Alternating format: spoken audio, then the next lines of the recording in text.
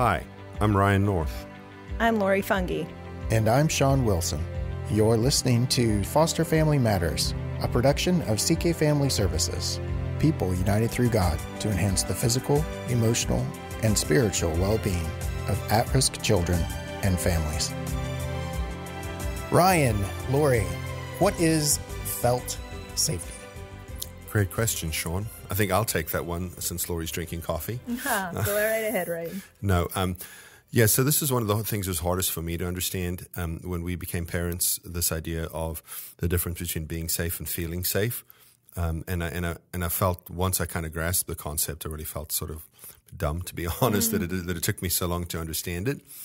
And so this idea that for us, at least when we became parents, we thought, oh my gosh, so we're foster parents now, and these kiddos aren't being abused, they aren't being neglected, they're in a place where their physical needs are being taken care of, where there's shelter, there's clothing, there's warmth, there's food. And so why are we not seeing changed behaviors? And somebody had to like me enough to tell me it's not, you're focusing on the fact that the children are safe.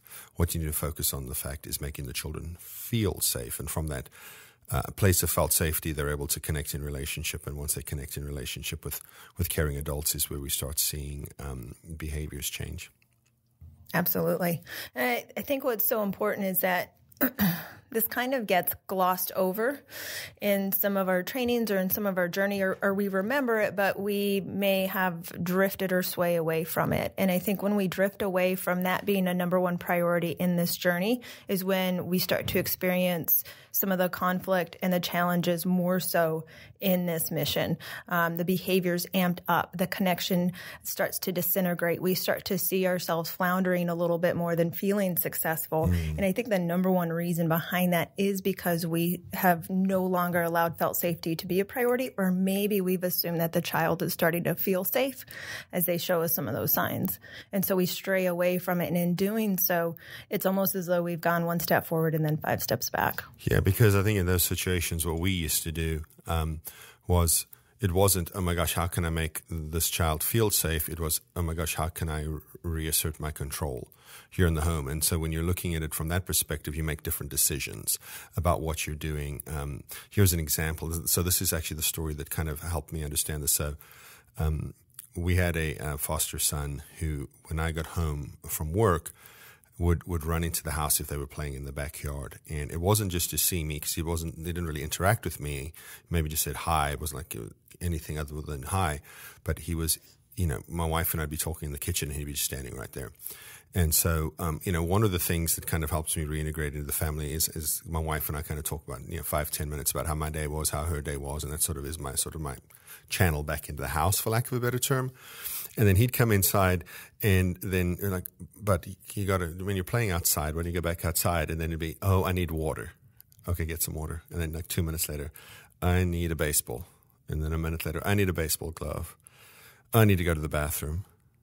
I need a football. It was just every 2 minutes he had a reason for coming inside. And eventually I said, look, unless there's an actual emergency, I need you to stay outside for 30 minutes. Okay? I will let you know within 30 minutes are up. And so it was a big one, those big glass back doors at the time, the house we lived in. So it wasn't like he couldn't see us through the door. We're standing right by the door. 2 minutes later, he's back inside. He needed the bathroom again. And it was just starting to drive me bonkers. So I actually shared this with somebody. And they said, well, how about you try this? Instead of pushing him away, because that's what I was doing. I realized I was doing. But instead of pushing him away, why don't you rather say, hey, whenever you want to check to see if we're still here, you go ahead and do that. Because this foster child was in foster care because they'd actually been abandoned by the parent. And so I'm like, that's never going to work. And he said to me, humor me. And so I did. And so the next day I came home from work, and he came inside, and I got down and I said, hey, bud, I know you just want to come and check to make sure we're here. So anytime you want to do that, just come inside and check, okay? You want a high five every time you come? We can do that. And he said, okay. And I didn't see him for 30 minutes. Because I'd given him permission to do the thing he wanted. Because every time I pushed him away, it made him more and more suspicious that I was going to head away. Right. So it was just, so a lot of this, though, Lori and Shawn, for me, is the journey we've been on. Is so much of it is counterintuitive. So much of it is counter to the way I was raised, which is the hardest part, because you have to be so intentional and to think about, well, does this kid feel safe? And the answer a lot of the times is probably no. That's right. And I love the counterintuitiveness, the fact that you point that out, because I think it's really easy for us to maybe put some blame. We would never say that we blame the child, right? Of course not. But we would say that we blame the abuse or the neglect or the abandonment that child had experienced.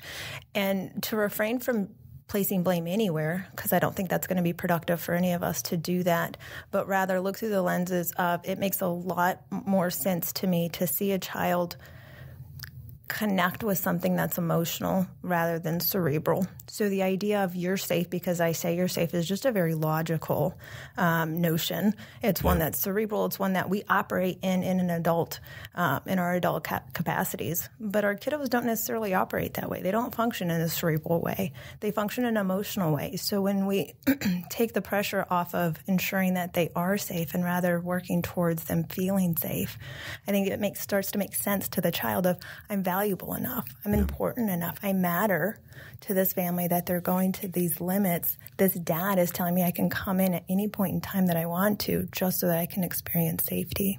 So let me ask you a question real quick. So how, like the average foster parent that's out there, is there some sort of a litmus test? How do they know when a child is feeling safe? Like, I'll use the example. I have a 5-year-old daughter, and this morning we went to the dentist. And she's been to the dentist before. And, going to the dentist is something that raises fears in all of us, regardless of the cognitive awareness that we're... My blood pressure is always high at the dentist. It's mine's high now, just talking about Right, it. right. We're going to be okay. We know we're going to be okay. We know it's a good thing for us to go and do. And yet it was clear to me, when I told her we'd made the appointment, she immediately was like, I'm not going. This isn't going to happen. And I'm a parent who tries to give her choices and voice and that sort of thing. So that was an interesting challenge, just even trying to communicate with her that we're going. When we got to the dentist today, it was a lot of trying to watch her to see the signs of, was she okay? And immediately when we got there, she actually literally took her coat off. It was cold today. Took her coat off, turned it around so that she could put the hood over her face so that they had no access whatsoever to her mouth. And fortunately, the staff there was pretty good. But I guess what I'm asking, getting back to the question that I asked you guys, is there a way to tell other than, is it that the child just starts behaving in a way that they appear safe, or what? Yeah, so the dentist is really an extreme example, because at my age, and there's no softballs here. There's no them straight down the plate. There is no feeling safe for the dentist. With apologies to all the dentists listening right now, but it is a scary place with those high pitched drills and all those kinds of things. So you asked, if I heard your question correctly, is there a sign that parents can see that the kids are starting to feel safe? And so one of the ways that we've seen that in our home is when the children are trying to control the home less. Sure, absolutely. And that looks more like a behavioral sign. Let me go back to you, Shawn, and commend you for what I heard you say is that you searched her for signs. You looked at her to see what she was doing, what her body was doing. And I think that's a great tip, just number one, off the start, of being attuned and in tune to your child. Now, this is going to feel really difficult when that child's brand new into our home and we're still learning to know them and understand them. But as weeks progress, we become, because we're such habitual perspective-seeking people, we tend to see people's habits and we tend to operate off of their predictability. And so when I see a child, whose eyes start to get dilated and their stature becomes rigid and their brow begins to furrow and their fists begin to clench, these are great signs of something's amiss. Something physiological is going on inside this little body, preparing themselves for survival or for some perceived threat. And so if you're watching your child close enough, these are great indicators of whether or not they're feeling safe in the moment. The most important part is that we have to remember to be attuned and in tune to even do that, because they can be really easily mistaken for something else. Yeah, so I think something that you said that really stuck with me is that she took her coat off and turned it on, covered her face with the hood part of it. She's a very clever child. Very clever. But she's also trying to control access to her mouth. That's right. Yeah, so that's why I said that I think that if you watch a lot of people will say to us, I just feel like my child's trying to control my home. And my response to that is, well, maybe your child doesn't feel as safe in your home as you think they do. So my example of that is this. 25% of Americans in a recent survey said they were afraid of flying.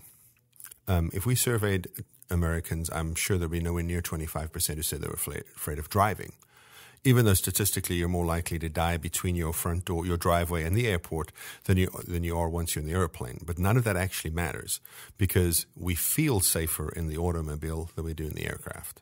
Right. That's what drives that. And the thing that drives that felt safety is? The control. I'm driving the car. So as the children, if they don't, that's the inverse relationship, right? The less safe the child feels in your home, the more they're going to try to control the environments. And so that's for us, some of our children who we would have said, my gosh, that kid has a lot of control tendencies over the years. They've really lessened their reins and trying to run the house is in direct correlation to their anxiety being less and the sense of felt safety increasing in our home. Man, I think that's really powerful, Ryan. And, here's where my mind went. And admittedly, I may not think like a lot of folks think, but when you're talking about controlling the home and, in my experience in supporting foster parents, we have families that struggle with their own control issues, right? And where my mind kind of goes there is it important it's just as important for our foster families to have a sense of felt safety so that they can empower their children to have that same experience of felt safety, right? Because like the pressure I felt in the dentist's office today, I knew that my daughter would eventually come around once she was comfortable enough. But as I'm, as the dental hygienist is leaning over my shoulder, trying to take control of the situation because she has a schedule. Was she British? I felt unsafe myself, right? Because now I'm experiencing peer pressure. Yeah. And it's threatening, am I being judged? What are people thinking of me? And fortunately I've been doing this for a while. So, and I've lived a little bit. So I don't care as much anymore about what other people think. But I think that's a challenge that our foster parents experience. Would you guys agree? Absolutely. It's the idea of being in the Walmart and you want to tattoo foster parent on your forehead so that you're not judged in a specific way. Like, yeah, but these aren't my kids. I've done this differently with I would have spanked my kids. Don't judge me. And we can joke about that. And I think it is really funny. It's supposed to be laughable too, because we've got to find some levity in all this. But we all are, I think, just because of our own human brokenness, we're going to feel the pressure of being judged or somebody else taking control in that situation. As a clinician, I get often asked, hey, Lori, how do you handle this situation, or when do you feel most out of control? And I can honestly say I've never felt out of control with a child. And it's not because of an authority thing and because I'm the adult and that's the child, but it's because I have to stay in control so that child doesn't have a desire to obtain that control, right? I'm in control so that you don't have to. I want that child to be rest assured, I got you. We're in this thing together. And so when you're battling through those judgments, what is your mantra? What is the thing that's talking you off the cliff of feeling and experiencing the judgment or the eyes or the ridicule from others? There's got to be something to take you back to the core of what you're doing and why you're doing it. And for you and your child, that's your biological child. And you're like, okay, I'm going through this experience with these dental hygienists and everyone watching, but come the end of the day, I've got my daughter. And I'm going to help her get through that. Was that what you experienced? Was there a moment where you're like, no, yeah, I'm going to help her? That's exactly right. And our hope, I think, is always that our foster families feel that same level of, I want to say ownership, but that's not it. You understand what yeah. Commitment, right? Like investment. This is my kid. Like I'm responsible for them and their well-being right now, and to hell with the rest of the world. Yeah. So your original question just sparked like 5 thoughts in my head, and so I hope that these make sense as they come out of my head. Number one, I think what we have to recognize is you cannot give what you yourself do not possess, Right. So this is why, every time Lori and I have an opportunity to speak to any group of people, I think at some point, even whether it's subject matter relevant or not, we'll point back to the fact that you really have to do some work on yourself. You have to understand who you are, where you come from, because it really helps you understand why you do the things you do. And it helps you understand why the things that bug you about the kids bug you Absolutely. about the kids, right? So you cannot so Karen Purvis used to say, you cannot show a child the path to healing if you don't know the way yourself. And I think that's just really, really, really valuable.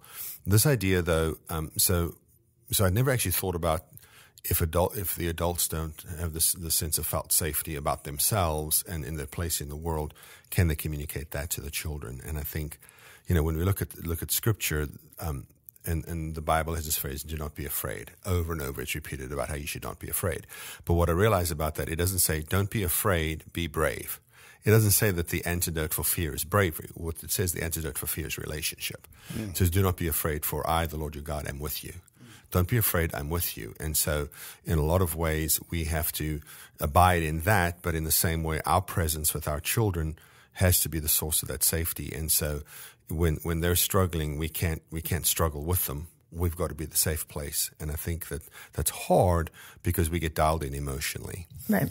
And one of the most valuable things that was ever shared with me was, your child's not mad at you. They're mad at adults. You just happen to be the only one in the room with them. And that really helped me to not take a lot personally, because we were taking everything personally. It's hard not to. It is, because I don't care who you are. Some kid yells, I hate you, in your face. That's hard not to feel like wounded, or go right? to hell, bitch. You're like, you're 5 years old. Hold on. Let me find that censor button. Did you mark that in your notes? I think I left that in my office. I didn't know we were working blue on this thing. Hey, but you know what? I don't want to. Lori tells a great story, and I don't want to just say, hey, Lori, tell this story. But you do tell a great story about a trip you took with lions involved and what helped you feel safe in that situation. That I've heard you tell it 2 or 3 times now, and I think it's just so powerful about the point it makes. So I do. And to kind of put this notion of felt safety in the flesh, there's a parallel between going to a zoo and standing behind maybe an iron bars or a glass cage, and you can see a lion up close and personal and experience the majesty of this animal, the mane and the eyes and the whiskers and everything about this animal, and just appreciate, which I've had the opportunity to do, and I'm sure many of us have that have gone to a zoo to experience that. Well, a couple years ago, I was in Kenya doing some work, and we were on a safari. And I had the opportunity to sit up front with our driver and get to know him, basic life stories, getting to know you type questions. In so much that when we stop the van to get out, he points to me and kind of takes me to a side and wants to walk me to a lion that he found. And I look over, and it's a couple 100 yards away, and I can see it, and I start to get out my camera and zoom in, and this amazing gentleman said no, and he comes to take me by his hand and said, come with me, let me guide you, let's get closer. And I was a little shy and hesitant, to say the least, and said, no, thank you, I'm fine.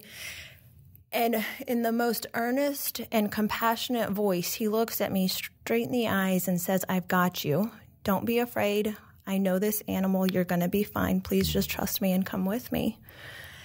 And I'll tell you what, I didn't go. He kept walking. He looks behind and he sees me zooming in on my camera, and I'm still standing there. And I couldn't go. And the reason behind that was that I didn't feel safe. And yet what I love about this story is the compassion in his eyes and the earnest look, and the things that he was saying to me is so relevant to what we say as foster parents to our children. I've got you. Don't be afraid. You're safe. Trust me. And we say, it may be that we say those exact words, or it may be that we imply that in our actions or in how we respond to our children. But come the end of the day, we can't get our kiddos to move to any point of connection or relationship or improvement unless they actually feel that safety.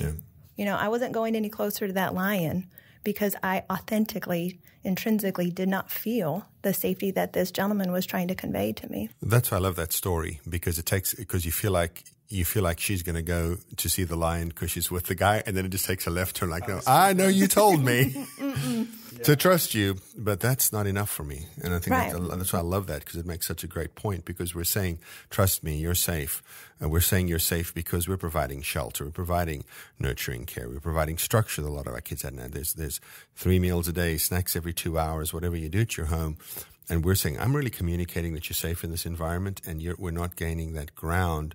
And part of the reason we're not gaining that ground is because I think we live in the iTunes culture. It's all on demand now. And okay, so you've been in my house for a week. Why aren't things different? Well, they might need to be in your house for 10 years. Amen. Right? Like, okay, my wife and I were talking recently about how our 16-year-old son, we've really seen an increase in him taking responsibility for his actions, at the same time with a commensurate decrease in the amount of time that he lies or tries to mislead us. And we started talking about, well, why do we think we got to that place? And we had to go back, 12 years. I mean, it's been a 12-year journey to get to the point where he's starting to take accountability for his choices and his actions. And so I don't mean that to be discouraging. I mean that to be encouraging, but also to say, as a foster parent, if a child's in your home for 6 months, 9 months, 12 months or whatever, you may never ultimately see the fruit of how you made the difference in that kid's life, which is hard. For me, that was always so hard because I want the results. I need my charts and graphs in my Microsoft Excel to let me know we did okay. And I think that's one of the great things about foster parents is that you have to come to terms with the fact that your ministry on earth, you may only see the fruits of that in heaven. Well, and what I love with that a step further is that it's such a reflection, at least for me, of my walk with Christ. The moment I became a believer and wanted to have a relationship with him, it wasn't like I just all of a sudden quit doing the things I was doing before. I didn't just clean myself up because I was in this relationship. It takes years, and it took years, and it's still taking years for me. And there's days that I do really great at it, and there's days that I fail completely. But it's the walk itself. It's the relationship itself. Yeah. So let me ask you a question. And going back to that same story, how do you feel about that person that was trying to convince you that it was safe to walk up to the lion? Do you feel like they failed you? I don't. And what I loved is that we had an opportunity in that car ride. It was a good hour car ride. And so in our conversations, we're getting to know each other. So that it wasn't a stranger that I hadn't had an opportunity to know a little bit more about or gain some kind of foothold. And he didn't lead me astray. I wasn't ready. Yeah. And I think that's a good lesson for our foster parents as they're trying to impart this to our kids, right? I think that a lot of times our parents, I know myself, I felt a sense of failure if my child doesn't succeed in achieving felt safety in a given set of circumstances. But the reality is that we're all on our own journey, our own trajectory through this whole thing. And we're just not all at the same point at the same time most of the time. And so I love hearing you say that you don't harbor any ill will towards that person. You don't think they failed you. That was your moment to, ride bareback on a lion or something like that, right? Right. No, not Absolutely. at all. And a step further, what was really interesting is he came back up to me and he said, okay, not this time, but next time you come out to Kenya, I'm getting you there. We're going to walk up pretty close. And so it was a challenge extended for him of, I'm going to give this another shot. I'm still going to work in this and on you in our relationship together so that you get to experience something really beautiful. I'm assuming you've avoided Kenya since he told you that. He's waiting for you. He's standing at the airport for those times his lorry, and she's like, he's at customs. No Kenya. He's like, I'm taking your zoom lens away every from you day. Empty all pockets before I get to our story. But that's such a great word for our foster parents. Not, sometimes it's not this time, but next time, right? That's right. Well, I think that's valuable to communicate that, because if you can have that kind of mindset about it, it means you're not going to give up, because it's not failure this time. It's just we just maybe we just chiseled a millimeter away, and maybe you can't see the difference you made, right? But you know that you have to know that it made a difference. And if you have that kind of long range thinking that you're talking about, then you won't see that as a failure. You may see it as a temporary setback. You may see it as a hiccup, but you will never see it as a failure. And because as soon as you see it as a failure, we tend to disengage, and we can't disengage because the kids need us to not disengage. That's right. It's the silly old mantra. This isn't a sprint. That's true. It's a marathon, just like our relationship, just like our spiritual relationship. We've got to work at it and be intentional and know that it's going to take time. So on that note, guys, we've spent about 20 or 25 minutes here talking about felt safety, and we made some jokes before we actually started this thing up about it not being a craft project and not keeping felt safe. So hopefully you guys are a little more educated or entertained, and we look forward to seeing you download our podcast in the future. Thanks so much for joining us, and we'll talk to you next time.